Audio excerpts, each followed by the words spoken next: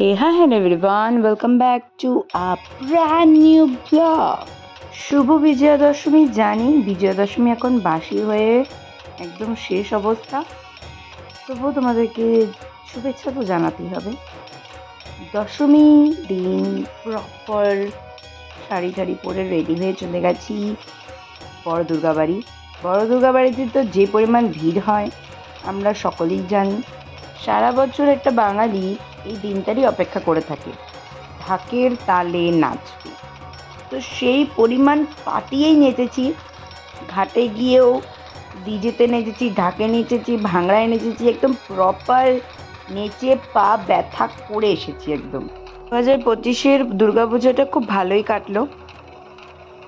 এরপর বাড়ি চলে গেলাম আমি আমার পাড়ার ক্লাবে।